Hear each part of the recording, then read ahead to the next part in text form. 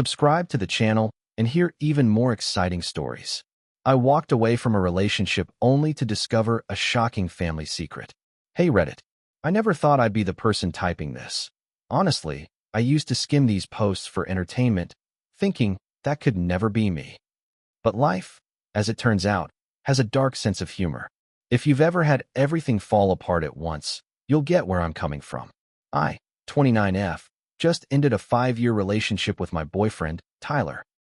We built a life together, shared a tiny apartment, adopted a cranky rescue cat, did the whole meet the parents thing. It was supposed to be forever, or at least for a really long time.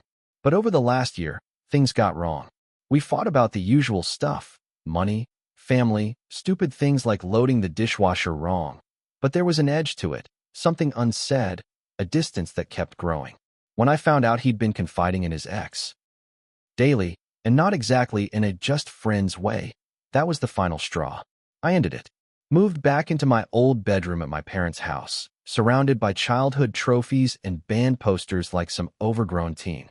My parents, Diane and Bill, tried to play the supportive card. Mom made casseroles and said things like, "Everything happens for a reason." Dad offered silent nods and awkward pats on the shoulder. On the surface, my family was the classic Midwestern normal: potlucks, lawn care, forced family game nights. But looking back, there were odd moments. Hushed arguments when they thought I wasn't listening, a locked filing cabinet Dad always kept the key for, old family photos where certain people were conspicuously missing. But I was too heartsick to care, until a week after the breakup, when a thunderstorm knocked out the power, and I stumbled on something that would make my breakup look like child's play. So picture me, moping on the living room sofa, scrolling mindlessly through my phone, half listening to the rain drumming on the windows. The storm hit hard, classic Midwest drama. Lightning so close it rattled the picture frames. Suddenly, the power flickered and died, plunging the whole house into that weird, humming silence that always feels way too loud. I grabbed a flashlight and started looking for candles. That's when I noticed Dad's sacred filing cabinet, the one we all knew never to touch, standing slightly ajar. Maybe the storm shook it loose, or maybe, as I told myself later, it was fate finally handing me the plot twist I didn't know I needed.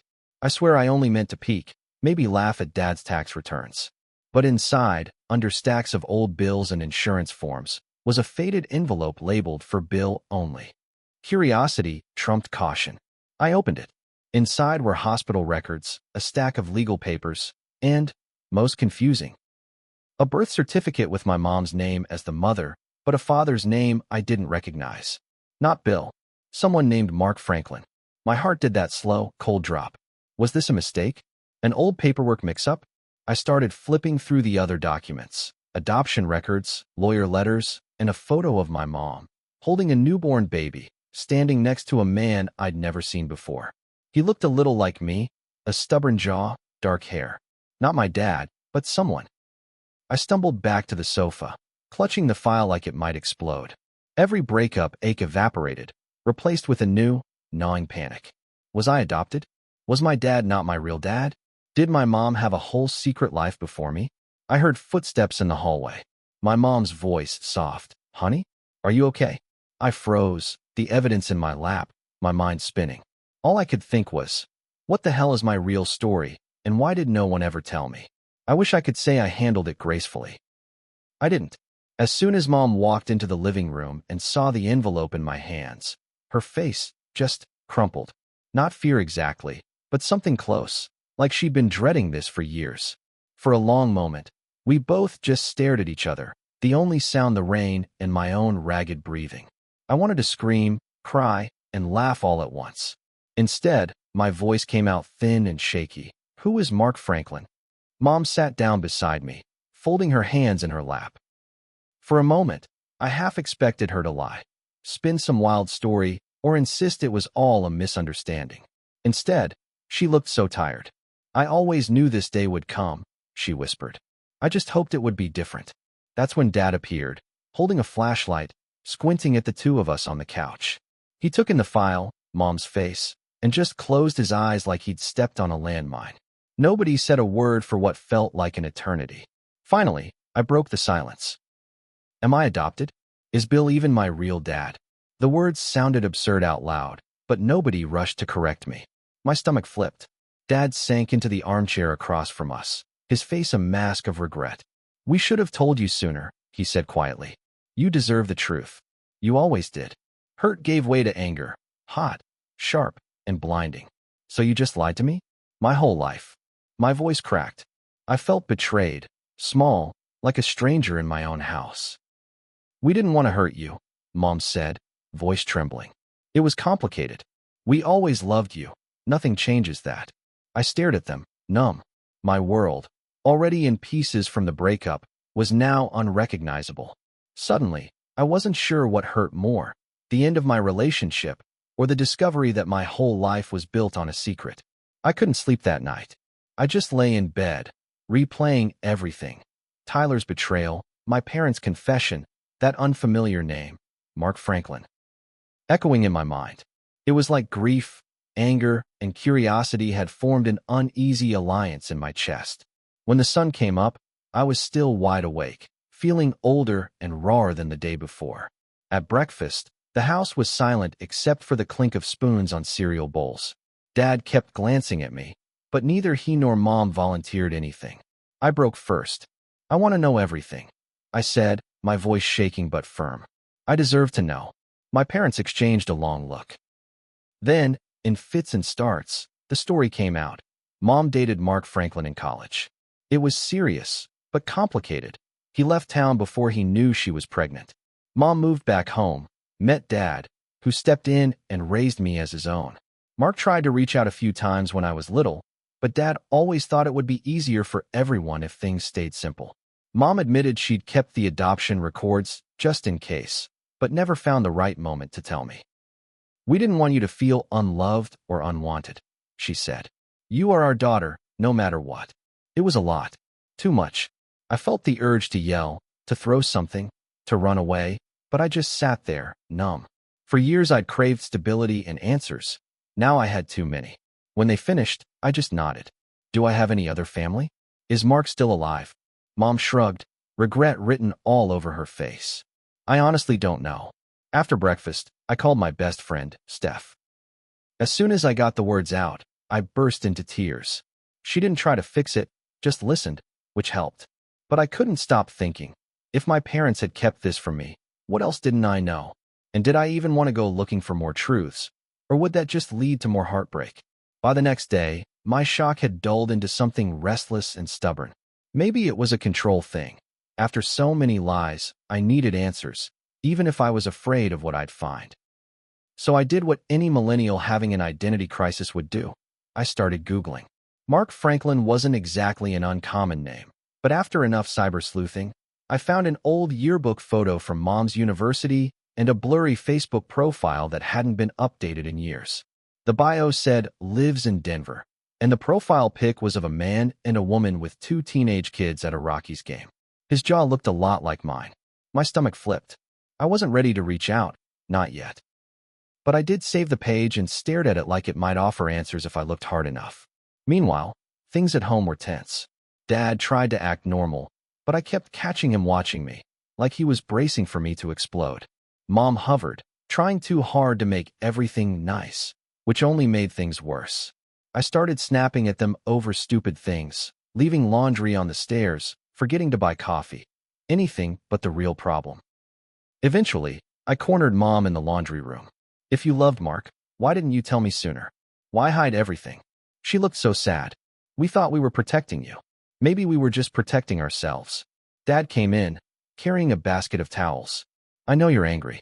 We should have trusted you. If you want to talk to Mark, or learn more, we'll help. No more secrets. I promise. I wanted to believe him, but it felt like that promise was about 29 years too late. That night, I messaged Steph. What if I don't belong anywhere? Not with Tyler, not with my family, not even with this guy who might be my real dad. She wrote back, maybe you get to decide where you belong now. I tried to hold on to that, but inside, I felt more lost than ever. I couldn't shake the question gnawing at me. If Mark Franklin was out there, did he know about me? Did he even care? For days, I wrestled with whether to reach out or let sleeping secrets lie.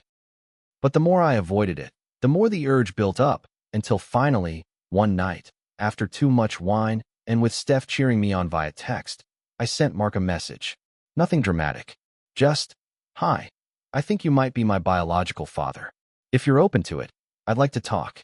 I didn't expect an immediate reply, but he wrote back within an hour. His message was polite, formal, but curious. "I always wondered about you," he wrote. "If you'd like to meet, I'd be open to it. But only if that's what you want." My heart was pounding. I showed my parents the exchange. Dad looked gutted, but nodded. "Whatever you need to do, we'll support you." Mom hugged me so tightly I could barely breathe. "You're still my daughter. That won't change." The following week, I set up a video call with Mark. I spent hours debating what to wear, how to act. Was I supposed to call him Dad? Mark? Stranger? When the screen flickered on, his face was older but unmistakably familiar. We talked about everything and nothing, his family, my childhood, things we both liked. Turns out, I get my love of jazz and black coffee from him. He didn't pressure me for more than I could give, but he made it clear he was willing to answer anything. After we hung up, I cried. Relief, confusion, grief, and something like hope all tangled together. It wasn't a fairy tale reunion, but it felt honest, and that was more than I'd had in a long time. For the first time since the breakup, I saw a path forward. It was scary, it was weird, but maybe, just maybe, it was mine to choose. The days after meeting Mark were a blur of strange new emotions. I went from elation, "I have answers," to guilt, "Am I betraying Dad by wanting to know Mark?" To exhaustion, "Can't I just crawl under a blanket and disappear for a month?" Every family dinner felt loaded. Mom nervously filling silence with too many questions about my job. Dad trying his best not to show how much this all hurt. Mark and I exchanged a few cautious emails. He told me stories about my grandparents, both gone now, shared old photos, even sent a scan of a baby blanket my grandmother had knitted for me. His wife wrote a short note. "I hope we can welcome you, in whatever way feels right." I found myself feeling relief and sadness in equal measure. This new family was kind, but also a reminder of all the lost years and what-ifs. Steph, ever the practical one, dragged me out for drinks and forced me to talk through it all. "You don't have to have all the answers right now," she said. "It's okay to be angry. It's okay to be curious. None of it changes who you are." At home, I started setting boundaries, gently but firmly. I told Mom and Dad I needed space, but I wanted honesty. No more tiptoeing around hard conversations. For the first time in my life, I was choosing what parts of my story to keep and what to let go. I also started therapy, hoping for a little clarity in the emotional mudslide. My therapist told me something that stuck. Family secrets aren't about you, but your healing is. In the midst of all this chaos, something unexpected happened. I realized I didn't miss Tyler at all. Maybe heartbreak was just the first step toward finally figuring out who I was, separate from everyone else's expectations. For the first time, that felt like freedom, not loss. I'd like to say things smoothed out after therapy started, but if anything, the truth just made the silence heavier. My parents tried to pretend things were normal, but it was all cracks in the wallpaper, strained smiles, awkward small talk, a sort of emotional Cold War that lingered through every meal. Then, of course, came my cousin's graduation party, a big family event, the first since everything blew up. I almost bailed, but Steph talked me into going. "At least you'll get free cake and new gossip." Turns out, the universe had its own plans. Halfway through the party, my aunt cornered me in the kitchen. "I heard there's been some drama. Your dad looked worried." I tried to brush it off, but she wouldn't let it go. "You know, your parents always kept to themselves." Sometimes I wondered what they were hiding. That was all it took. Years of secrets, lies, and pretending I was fine boiled over. I found myself blurting out the whole story. Mark, the file, the video call, everything. It was like lobbing a grenade into a room full of matches. The news spread through the house in minutes. My parents were stunned and a little angry, but I refused to shrink back this time.